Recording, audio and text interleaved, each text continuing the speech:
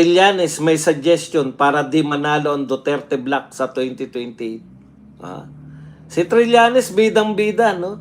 Hindi siya tao sa gobyerno, no? Pero lahat po ng mga sabihin ni Trillanes ay laman po ng mga bayarang media. Tanging si Trillanes lang po ang wala pong posisyon kahit na ano sa gobyerno, pero lahat po na sabihin niya, click na click. Siya po taga-announce kung sino po yung mga dadakipin ng ICC. Siya po yung nagdedemanda ng mga tao na kalaban ng gobyerno, idedemanda. Si Trillanes yan. Siya yung tagahanap ng mga testigo. Siya yung kumakausap sa mga bilanggo na pwedeng gawing testigo, no? Ang daming papel, eh. Hindi po tao ng gobyerno yan. Wala pong papel sa gobyerno. Oh, kakaiba po itong si Trillanes, eh. Okay, sabi po ni Trillanes, may suggestion siya para talunin yung Duterte, no? Okay, sabi niya, nagbigay ng suggestion si dating Senador Antonio Trillanes. Ay, teka pala muna, bago yung suggestion mo. Alam mo pala kung paano talunin yung mga Duterte, Trillanes? Sana yung kaalaman mo, ginamit mo sa sarili mong pagtakbo. Talunan ka. Yan yung problema, di ba? Ano nga? Bakit hindi mo ginamit yung kaalaman mo para manalo? Manalo ka sa mga eleksyon. Di ba? Paano ka pakikinggan yan? Talunan ka. Hindi ka ano lang yun? Wala kang, anong tawag doon? Anong patunay na tama yan sinasabi mo samantalang hindi ka nananalo? Tignan niyo yung mga taga-Caloocan daw, hindi naman pinapansin yan. Pero pinapansin ng buong lahat po ng bayarang media natin. Siya po ang bidang-bida. Okay, nagbigay na suggestion si dating Senador Antonio Trillanes na kailangan daw magkaisa ng mga leader ng Middle Forces. May Middle Forces pa nalalaman. At Marcos Base. Para masigurong hindi mananalo ang Duterte Black sa halalan. Okay. So, ang sinasabi po niya, kinakailangan daw po magkaisa yung mga Marcos, yung mga loyalista, yung mga pink, mga dilawan.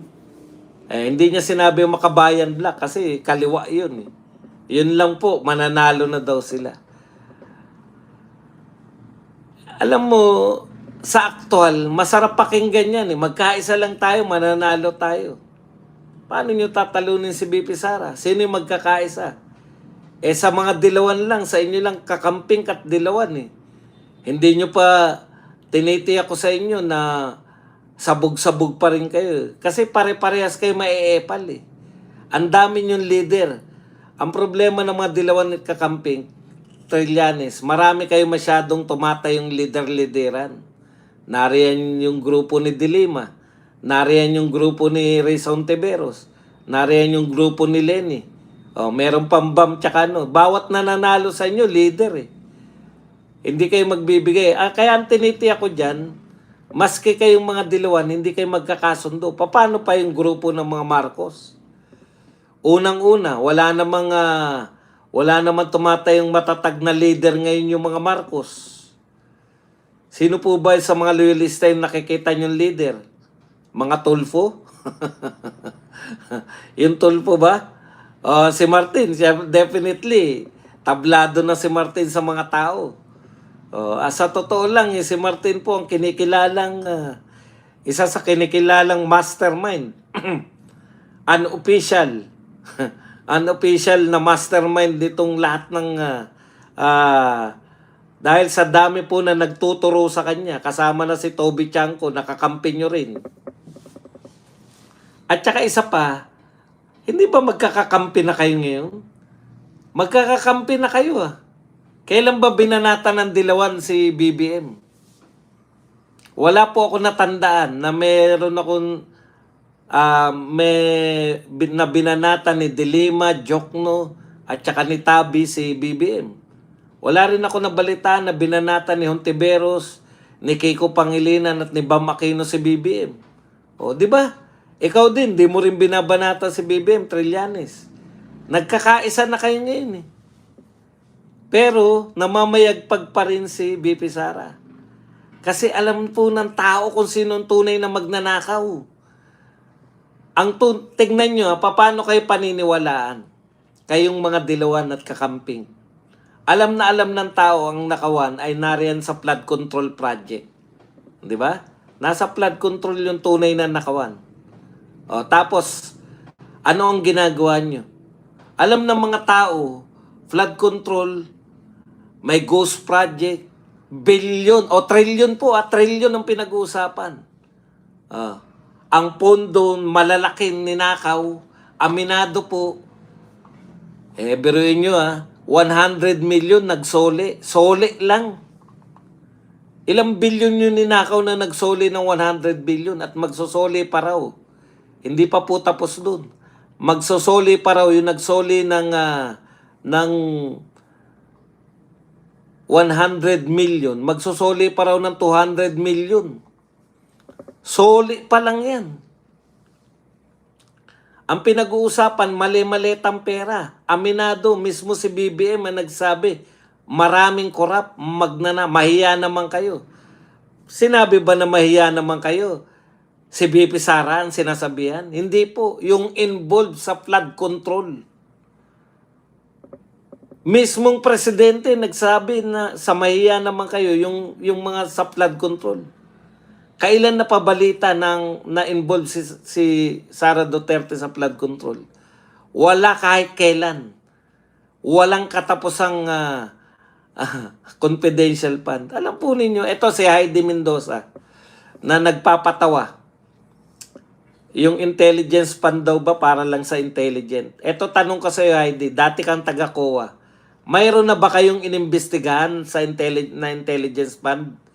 Sa mga opisyal na may intelligence fund, nung ikaw ay nasa COA, meron na kayong inimbestigahan noon? O, tinitiyak ko sa iyo na wala. Wala pa kayong iniimbestigahan. Kasi confidential nga eh. Paano kayo paniniwalaan ng tao? Kahit sandamakmak na adik na pari pa ang ihirap nyo sa amin, hindi pa rin kayo paniniwalaan ng tao na ang magnanakaw ay si BP Sara at hindi yung mga alipores ni BBM. Si BBM na nga mismo nagsabi na magnanakaw yung mga tao sa kanyang gobyerno. Kaya nga niya sinasabi na mahiya naman kayo. Alam niyo po kung sino yung unang pumalakpak?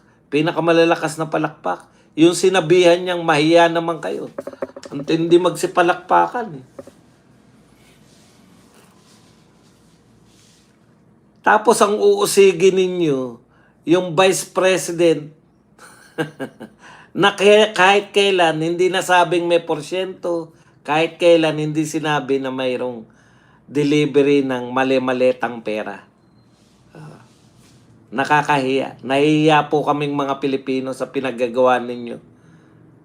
I-unite nyo yung mga forces against Sara Duterte. Kayo mismo,